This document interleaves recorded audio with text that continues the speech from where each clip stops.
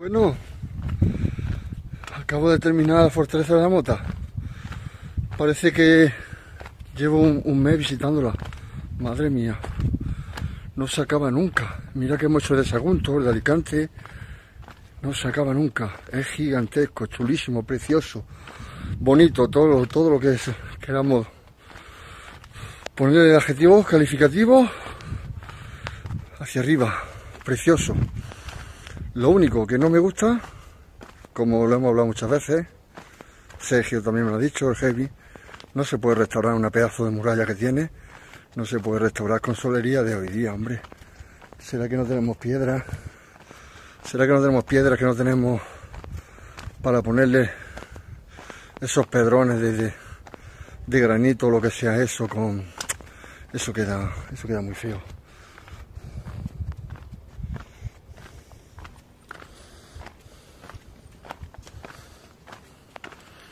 Por lo demás, espectacular. Llevo, no sé cuántas horas llevo, 2 horas o 3 horas. Qué panzada chulísima, chulísima. Una panzada, sí, claro. Es una panzada de andar, de subir, de bajar. Barrio militar, barrio de la gente normal, la bodega, la alcazaba, la iglesia o lo que sea.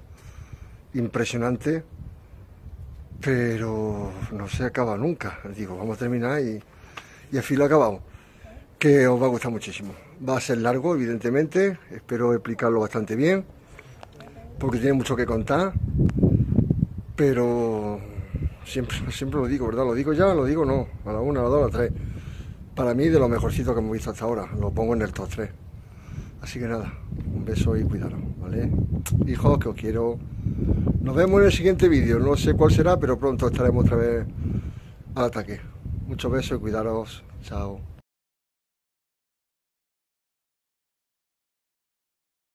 Buenas tardes, castilleros. Antes de nada, que no se me olvide, darle las gracias a la señora más guapa de todo Alcalá la Real, que tiene un autoservicio en la subida, a la Fortaleza de la Mota, que es de un club de motos, son moteros. El club se llama Customs, de Alcalá la Real, y me ha regalado la entrada. Así que, antes de nada, darle las gracias, darle 2 besos, saludar a todos los moteros, que son más buena gente que todos. Y sí, bienvenidos al capítulo 10 de los Castillos Roqueros de Jaén. Vamos a visitar la Fortaleza de la Mota, en Alcalá la Real.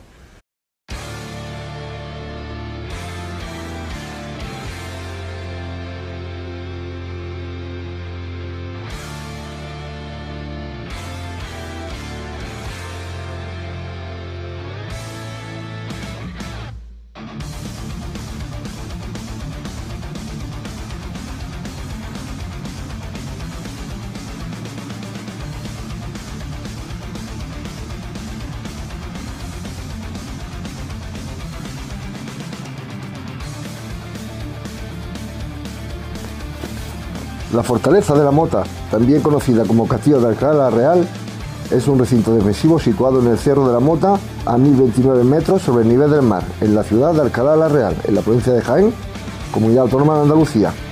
Es datado de época nazarí, entre los siglos XIII y XIV, aunque con algunos elementos anteriores. En el año 713, con la conquista musulmana, la ciudad recibe el nombre de Al-Ad-Astalir. En el siglo IX se llama Al-Ad-Jansut y más tarde, a mitad del siglo XII, se llama Kat ad-Bani Said. Esto es Fortaleza de los Bani Said. Acordaros del vídeo de Albarracín. Es de la familia Said. También abreviadamente Al-Qaid, la fortaleza del que depende su nombre actual.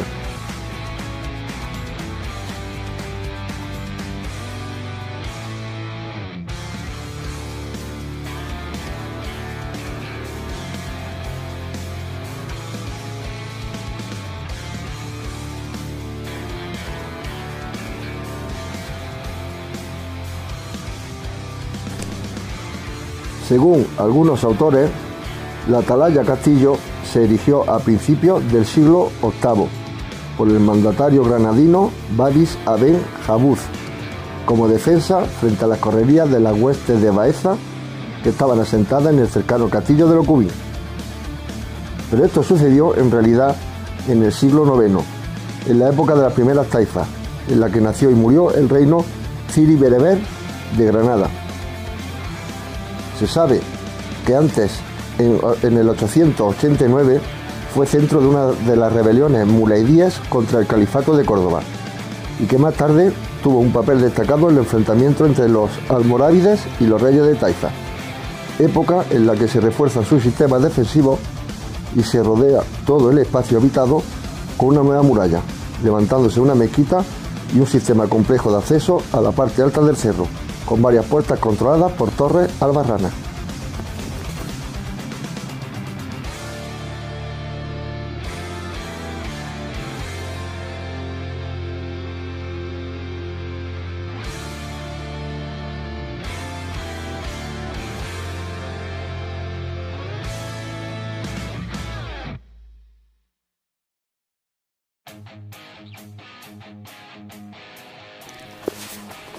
En la época almohade sufrió los ataques de los bereberes norteafricanos por su rebelión manifiesta y su constitución en señorío independiente.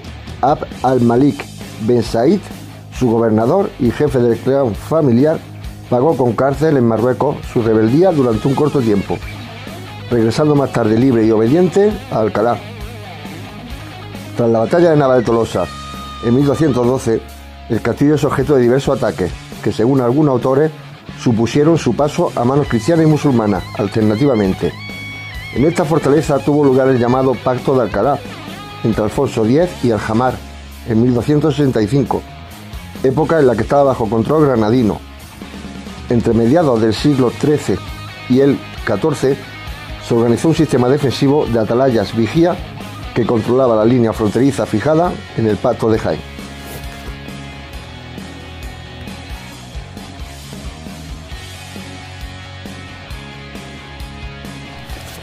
En 1340, Alfonso XI sitió la ciudad, que capituló vencida por el hambre en 1341, pasando definitivamente a ser uno de los principales puestos fronterizos del Reino de Castilla, frente al Reino nazarí de Granada.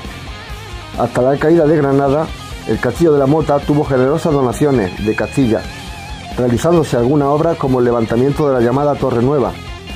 Sin embargo, una vez conquistada Granada, la fortaleza se abandonó gradualmente y todo el sistema defensivo fue cayendo en el estado de incuria, a que llegaría en el siglo XVIII, consciente con el despoblamiento de la Alcazaba por los arrabales del llano.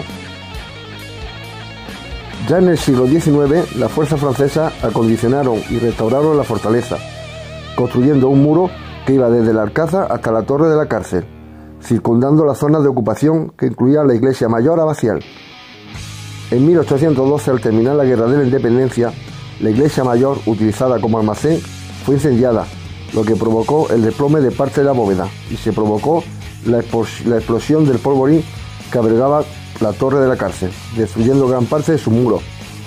El deterioro de la fortaleza se agravó como consecuencia del impacto de la artillería de la Guerra Civil Española, realizándose restauraciones en ella solo en tiempo reciente.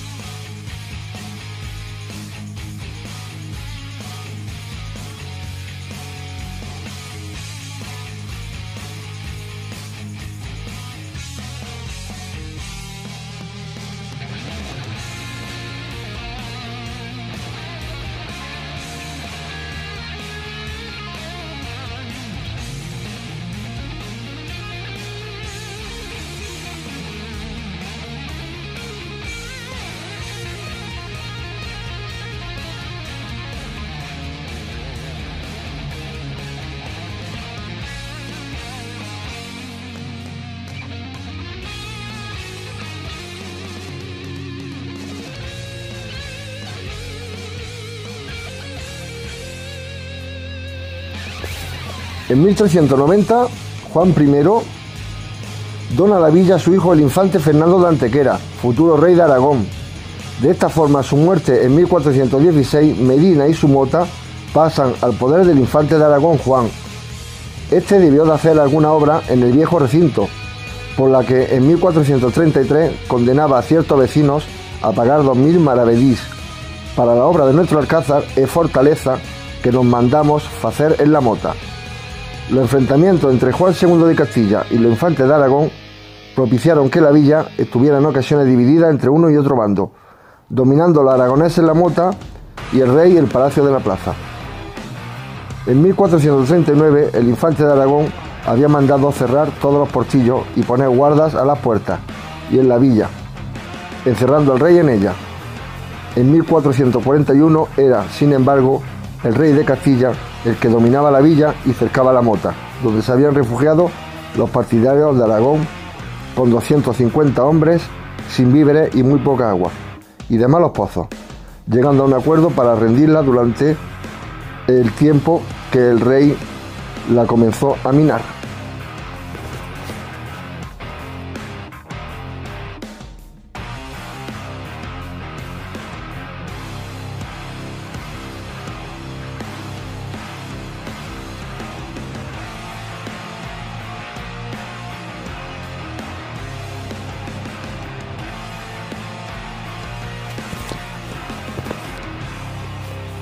Después de la batalla de Olmedo en 1445, la mota quedó definitivamente en manos reales y hacia 1460 ordenó Enrique IV de Castilla la construcción de una torre que luego fue la causa de multitud de desgracias.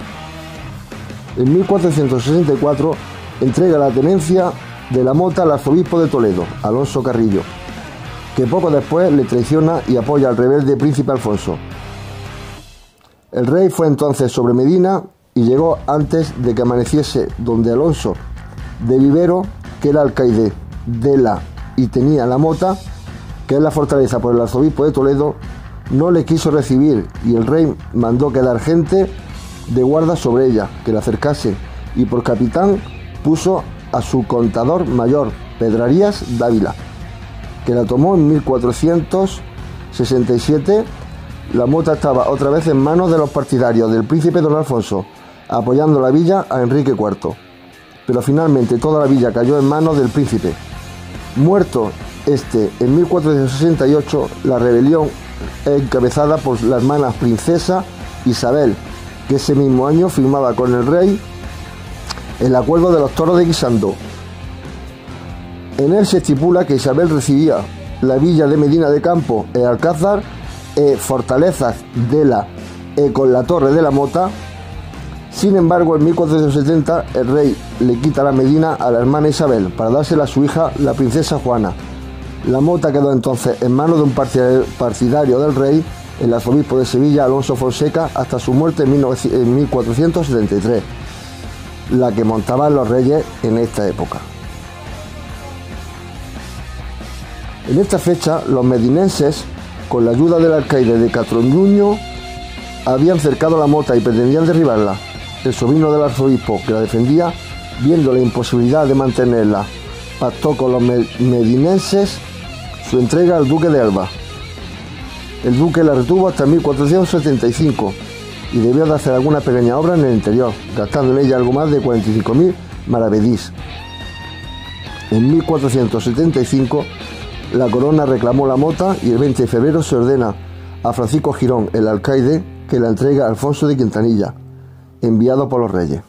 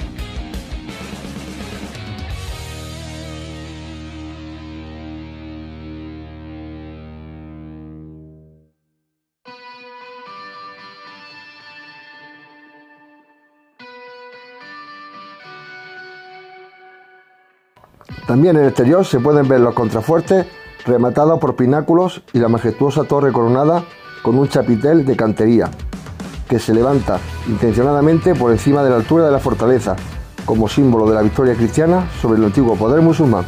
La soledad en la que quedó el templo a finales del siglo XVIII, pues la ciudad se había consolidado y extendido por el llano desde hacía ya más de 2 siglos, y el incendio provocado por las tropas francesas en su huida de la ciudad después de su ocupación en 1810 pondría fin a su actividad y a parte del edificio. La iglesia mayor abacial. Desde el exterior se accede a la iglesia a través de una portada con arco de medio punto, decorado con palmetas de acanto en las dóvelas. Existen otras 2 portadas que son de estilo manierista.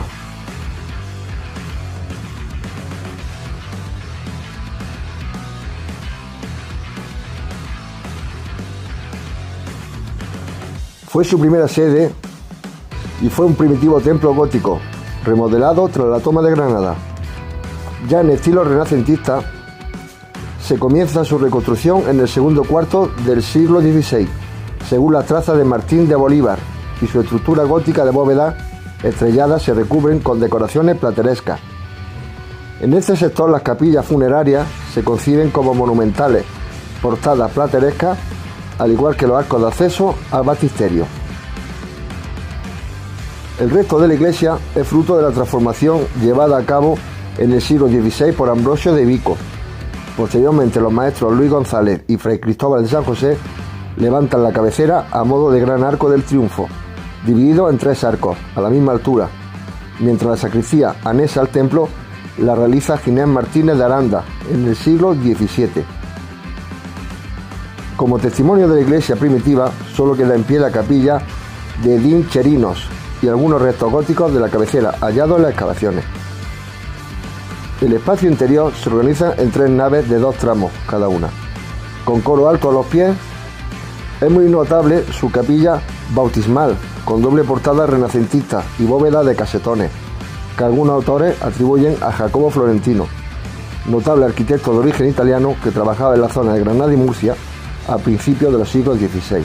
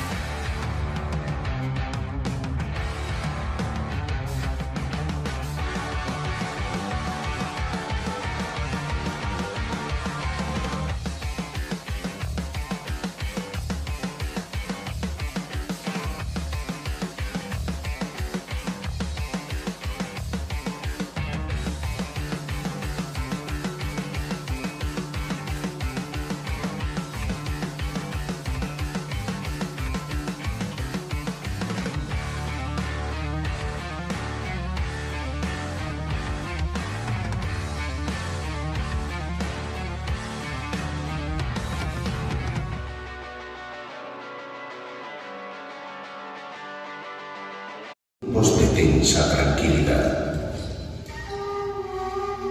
Para estos hombres no era la primera vez que eran asediados, aunque esta sería la última.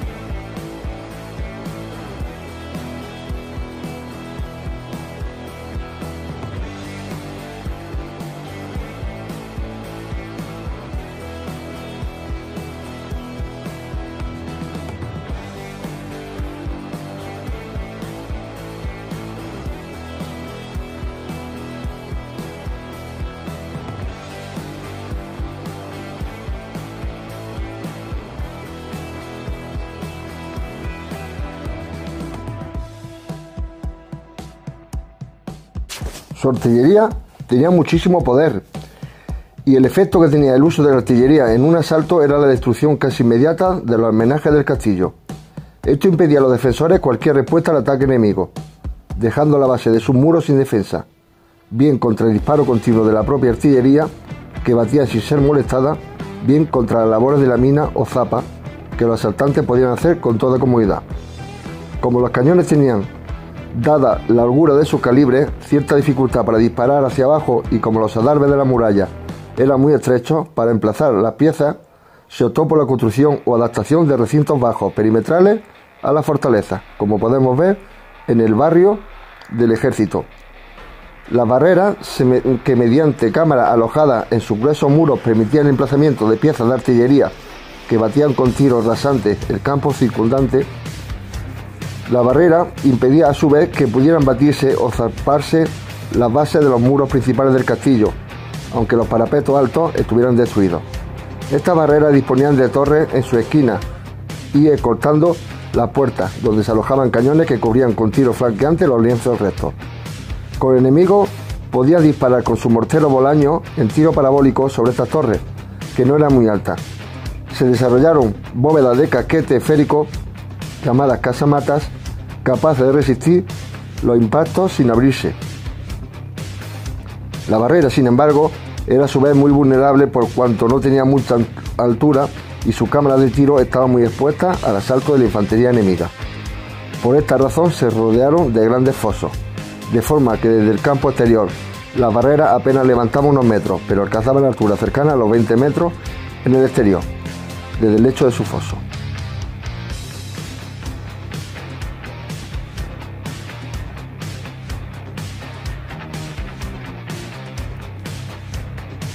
El punto más vulnerable de la barrera lo constituían las puertas incapaces de resistir el impacto directo de la artillería. Aparecieron entonces las defensas internas como los Patillos de la Mota o Puebla de Sanabria, con una segunda puerta desenfilada o en codo respecto a la primera, inalcanzable para la artillería asaltante, y un muro dotado de troneras que cortaban y repelían el tiro frontal que hubiesen derribado la primera puerta. También se desarrolló una defensa externa, normalmente una torre o pequeño recinto exterior de menor altura que la barrera, que se colocaba junto delante de la puerta principal y la protegía del tiro directo. Esta torre recibía el nombre de Castilla, en aquella época el nombre de baluarte, y alojaba las cámaras para artillería que batían frontalmente el campo, cubriendo de sus flancos los fosos y ángulos muertos de la barrera. También existía un foso que solía colocarse en la parte externa de estas, cubriendo el acceso para que las tropas enemigas no pudieran entrar. El perímetro amurallado es uno de los más extensos de Andalucía, salpicado por diferentes torres y puertas, de las cuales las más imponentes son la Torre de la Cárcel y la Puerta de la Imagen. En el interior, los restos del antiguo Alcalá reposan a la sombra de la iglesia mayor y de la Alcazaba. Actualmente están siendo restauradas.